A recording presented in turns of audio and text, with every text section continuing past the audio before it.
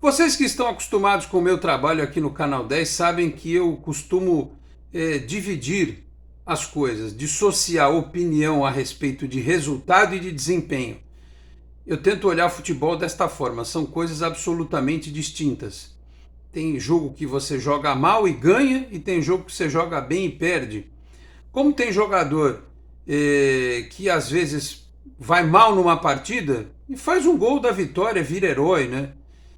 Daquele resultado.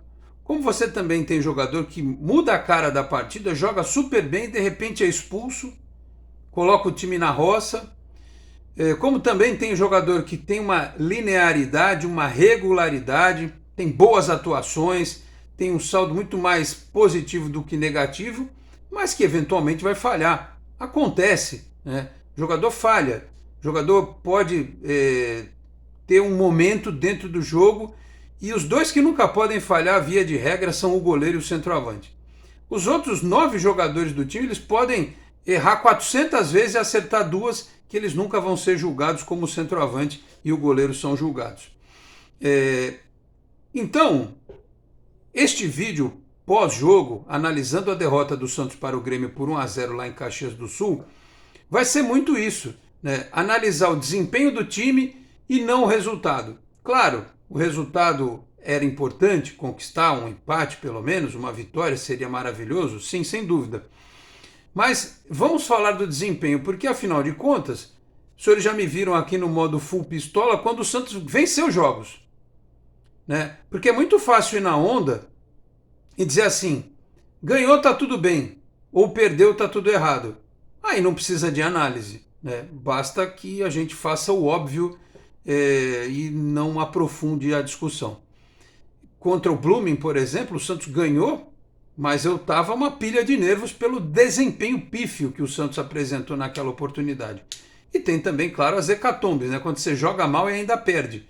Quando você perde e ainda apresenta alguma coisa, fica a esperança de que talvez ali na frente algo possa mudar de figura. Então eu vou analisar agora, neste vídeo, a derrota do Santos para o Grêmio por 1-0 na abertura do Campeonato Brasileiro. Meus amigos, um grande abraço, de volta para mais um vídeo aqui do nosso Canal 10, sempre em nome de Peter Leandro e Dani Haddad Fisioterapia. Quer ter mais qualidade de vida e ficar livre das dores? Então entre em contato com o Peter ou com a Dani pelos telefones 13 997040944, 13 997827308. Conheço o trabalho também pelo Instagram, @PeterLeandro e Dani Haddad. Também Vila Unitar Premium Beef, a arte do bom churrasco em São Paulo, na Vila Madalena. WhatsApp contato, telefone 11 98798 4884. Faça o seu pedido, você pode retirar no local ou pedir o delivery na sua casa. E se disser que viu aqui no Canal 10, tem 15% de desconto na primeira compra. Conheça um pouco mais no Instagram, @unitar.bif. Aproveito também para pedir para você que chega agora aqui no canal para se inscrever, ativar as notificações, deixar o like, que também ajuda muito o nosso trabalho. Se quiser, torne-se membro do Canal 10. Bom, antes de mais nada, quero dizer o seguinte, analisar futebol hoje em dia é um negócio muito complexo. Tem muita gente que gosta de você quando você diz aquilo que ela quer ouvir. A pessoa não sabe lidar com o contraponto, não sabe lidar com a divergência. Por isso que os debates hoje em dia, muitas vezes, eles se colocam em situações extremas. Ou o cara fala exatamente o que eu quero, eu amo esse cara, ou ele não fala nada do que eu gosto, eu odeio esse cara. E eu aqui, isso é um problema que eu tenho que aprender a lidar, né? Eu falo o que eu penso sem muita preocupação em fazer média com os outros, né? E eu defendo algumas teses com absoluta convicção, né? Posso estar errado, né? Eu posso estar errado e lá na frente, humildemente, eu reconheço que estava errado. Mas até me prove o contrário, eu continuo defendendo as minhas teses. Eu acho que tem jogadores no Santos que eles podem ser perdoados pelo torcedor. Claro que eles merecem eventualmente ser criticados e tal, mas eles precisam ser observados de uma outra forma. E outros que você sempre fica com um ponto de interrogação na cabeça. Por exemplo, o Santos quer comprar o Soteldo. O Soteldo ficou um tempão fora com uma lesão no ombro. O Lucas Barbosa se contunde, ele entra e deixa o time muito melhor no aspecto ofensivo do que estava apresentando. Claro que o Santos perdeu taticamente muito sem o Lucas Barbosa, tanto é que o gol do Grêmio nasce do lado em que o Lucas Barbosa talvez estivesse dando uma força para o Natan, que foi devagar quase parando, né? Na hora do cruzamento, depois teve o gol e eu já vou entrar no mérito do gol daqui a pouco.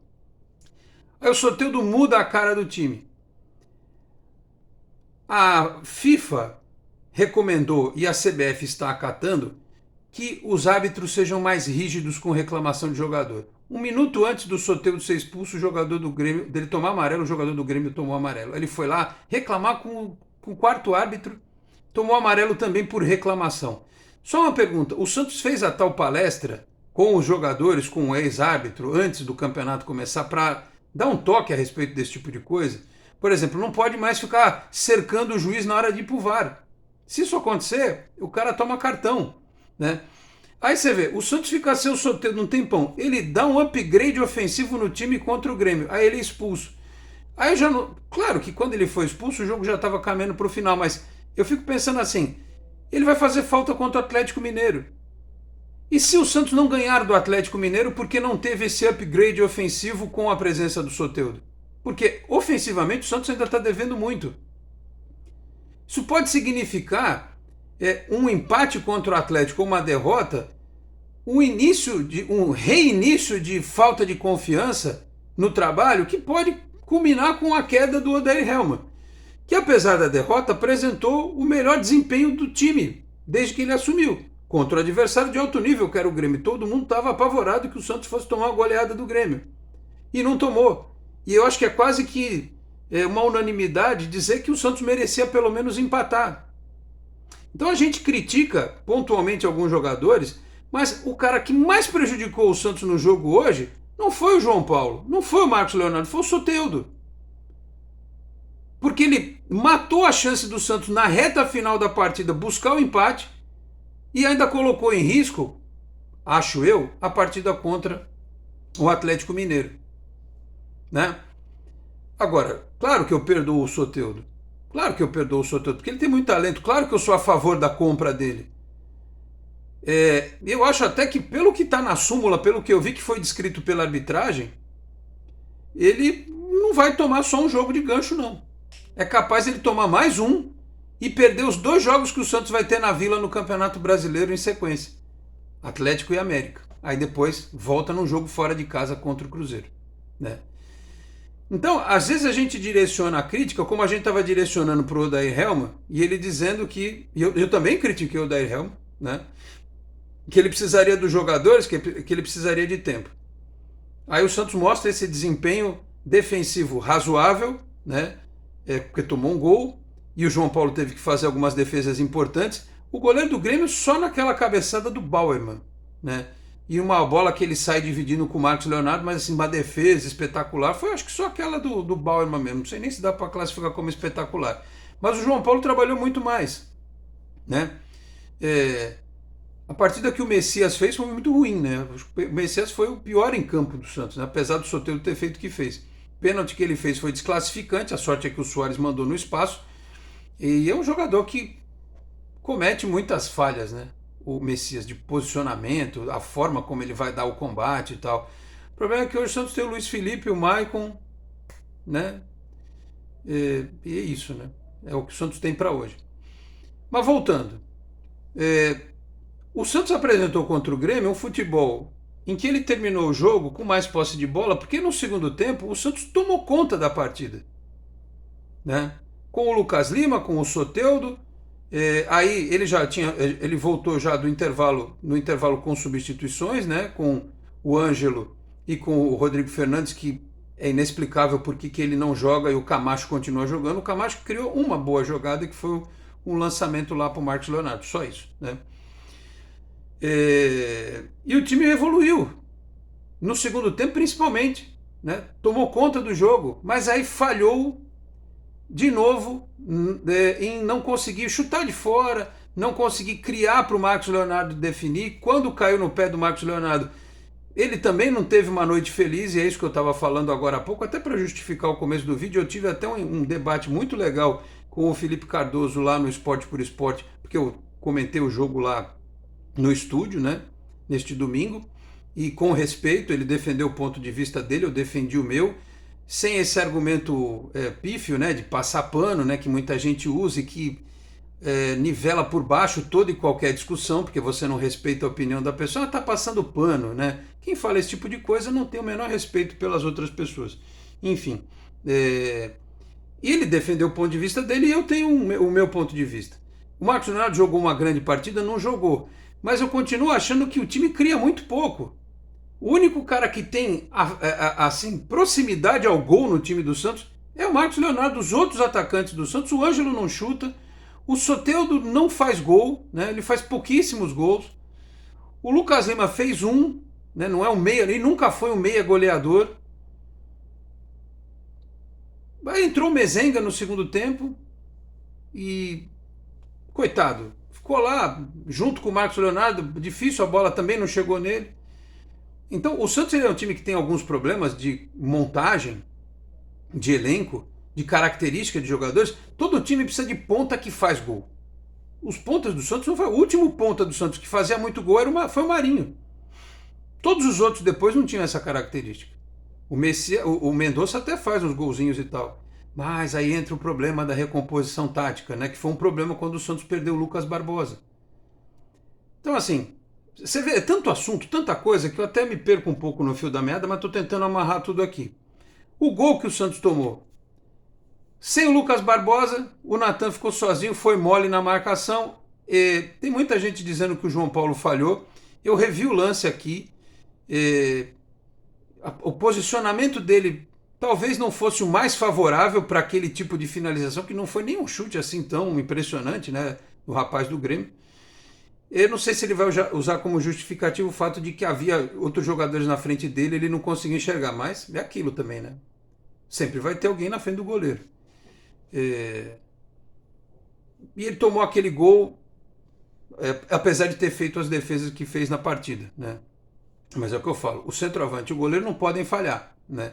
Outros jogadores podem acertar 2 jogadas e errar 500 e não vai mudar nada. Era um gol evitável? Era um gol evitável, foi um gol idiota que o Santos tomou, um gol bobo, né?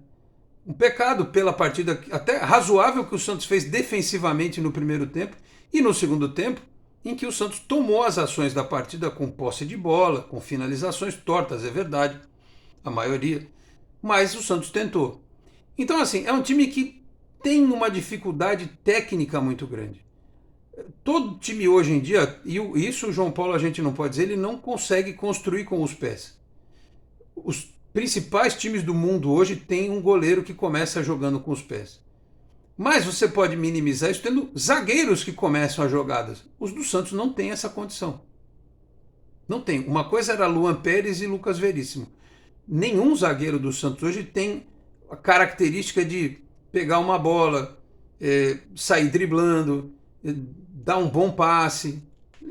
Assim, os zagueiros do Santos nesse aspecto são bem feijão com arroz. O Natan, apesar de depois ter melhorado, ele fez um jogo razoável, né? Ele não foi tão mal como em outras partidas, até contra o Botafogo já tinha melhorado. O Felipe Jonathan desceu pouquíssimo, né? Mas fez lá o papel defensivo dele. Eu achei o Dodi sobrecarregado para conduzir o time à frente. Enfim, eu acho que falta ali um outro volante, ou o Rodrigo Fernandes mesmo. O Santos carece de algumas questões, dos pontas que façam gol, né? Enfim, mas não adianta. O elenco que tem é esse aí. Aliás, já vai ser desfalcado porque o Carabarral foi emprestado ao Vasco, né? Vai ser oficializado nas próximas horas.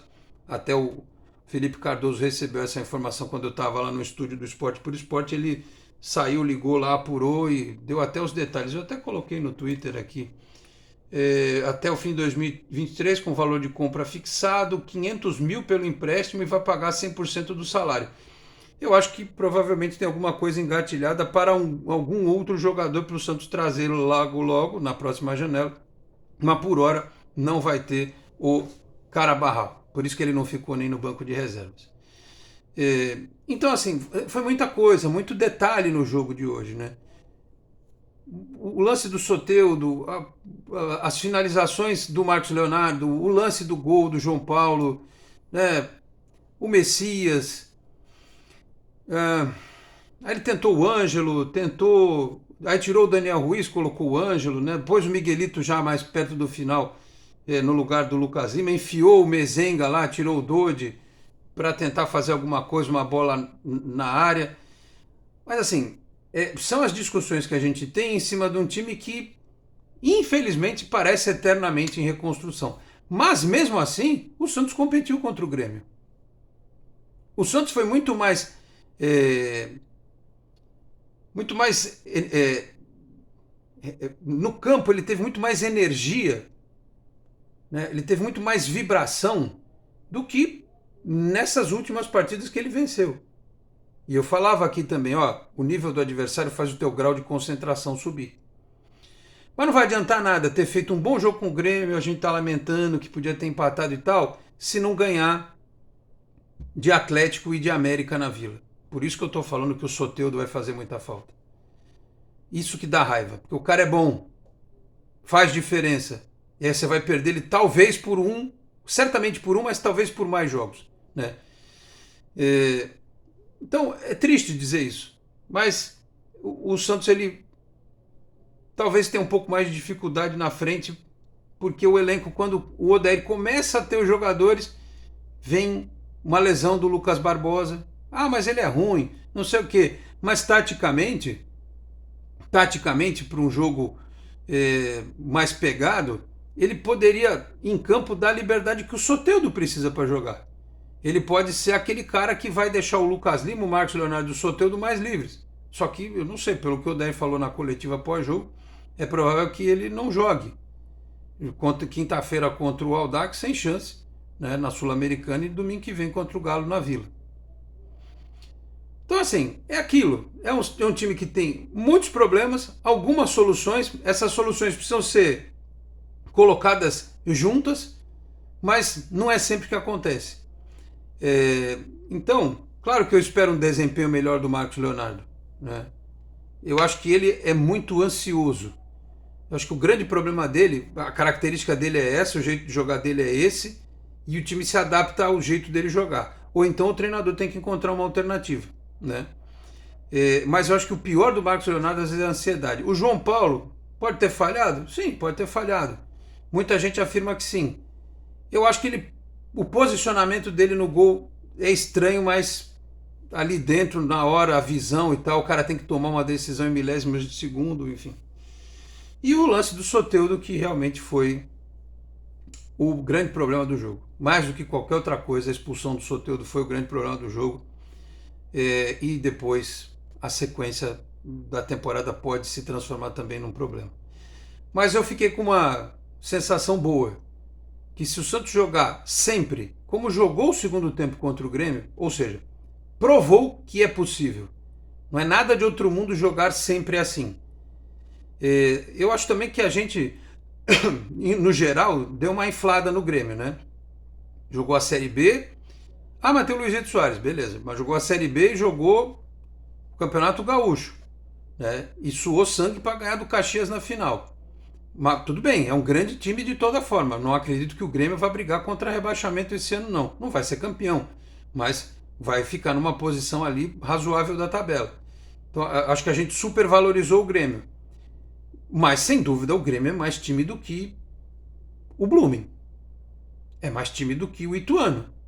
Vamos combinar. E o Santos passou vergonha contra o Ituano. Então, só para fechar, esse time, se fizer o segundo tempo que fez no aspecto tático e de empenho em campo que fez contra o Grêmio, se afinar pontualmente algumas questões técnicas, o Soteldo jogando sem sair do time toda hora, né? Ele se entendendo com o Lucas Lima, o Marcos Leonardo tendo um pouquinho mais de tranquilidade para definir, resolver quem é que vai fazer o lado direito. Tem o Ângelo, tem o Daniel Ruiz, que provavelmente no jogo de quinta vai continuar, né? Se vai ser o Lucas Barbosa no futuro, se o Santos vai trazer algum outro jogador, afinando esses detalhes, né? Resolvendo a cabeça de área. Repito, eu acho que não tem como o Fernando ser reserva do Camacho. Resolvendo a lateral direita, porque o pessoal do Água Santa não está inscrito na Sul-Americana, né? O Natan vai ter sequência ou vai tentar o Inocêncio? E a zaga, né? A zaga. O Santos precisa de um zagueiro que saiba jogar, né? Eu até falando que acho que o Santos precisa de um segundo volante que tenha chegada, mas olhando para o quadro hoje, o Santos precisa de um zagueiro que tenha boa capacidade técnica para jogar. Não sei se aquele Merola que havia, que é canhoto, se seria esse jogador. Na janela a gente vai ver. Ou se o Santos precisa de alguém com um extrato técnico um pouco maior. Enfim, ficou esta sensação de que o Santos poderia ter arrancado um ponto lá em Caxias do Sul, mas não deu. E o Santos acabou sendo derrotado por um Grêmio que tem qualidade, tem um técnico experiente e tal, mas sei lá, eu fico triste. Mas não estou revoltado. Fico triste, mas não estou revoltado com o que nós quase conseguimos lá no Rio Grande do Sul. Tomara que não vire um problema. Tomara que o Santos encontre uma alternativa em relação ao Soteldo para o jogo contra o Atlético. Tá bom, meus caros? Então é isso. Comentem aí, fiquem à vontade, tá? Eu sempre peço respeito e educação a todos, porque isso é uma via de mão dupla. E eu quero olhar pelo lado positivo, né? O Santos perdeu, né? Todo mundo imaginava que ia perder, mas o futebol apresentado deu uma esperança de que a gente tenha um campeonato menos tenso do que imaginávamos. Cabe ao Odair esta semana fazer as boas escolhas para a Sul-Americana e depois para o jogo contra o Atlético. Tá bom, meus queridos? Então é isso. Falei aqui também em nome de Exatec Informática, na Senador Feijó 686, sala 1820, no Blue Office. O site é exatecinformatica.com.br. Telefone 13 30 20 18 77. Conheça mais da Exatec também nas redes sociais. E Cicobi Unimais Metropolitana, sede em Santos, na Rua Doutor Carvalho de Mendonça, 187, na Vila Matias. Telefone 13 3229 8855. Tem Cicobi também em São Vicente, Guarujá, Praia Grande, Cubatão, Peruíbe, Mongaguá, além das agências na capital paulista, Grande São Paulo, ABC e importantes municípios de Santa Catarina e do Rio de Janeiro com a incorporação do Cicobi Santa. Nesta segunda-feira tem live, meio-dia, aqui com o Henrique Farinha e nós vamos acompanhando, né, os detalhes, as informações do Santos, porque quinta tem Sul-Americana, domingo tem Brasileiro. O Santos vai fazer 4 jogos em casa. 4 jogos em casa. Ganhar do Audax, eu acho que deixa bem encaminhada a classificação na Sul-Americana. Jogo contra o Galo, jogo contra o América na Vila. Tem que ganhar para não dar susto, porque o Santos hoje está na zona de rebaixamento por causa da expulsão do Soteldo. Porque tem um monte de critério de desempate igualzinho. Mas o Santos está no Z4 porque tomou um cartão vermelho. Né? Saldo de gol, gol marcado, está no Z4 porque tomou um cartão vermelho. Então tem que ganhar do Atlético e tem que ganhar do América. E depois tem o Botafogo pela Copa do Brasil também, né? Entre os 2 jogos do Campeonato Brasileiro, para confirmar a vantagem que fez lá em Ribeirão Preto, venceu por 2-0. Tá com um caminho bem tranquilo, imagino, para seguir, para passar de fase na Copa do Brasil, tá bom? Então é isso. Vou ficando por aqui. Muito obrigado a todos pela audiência, um grande abraço e até a próxima. Tchau, pessoal.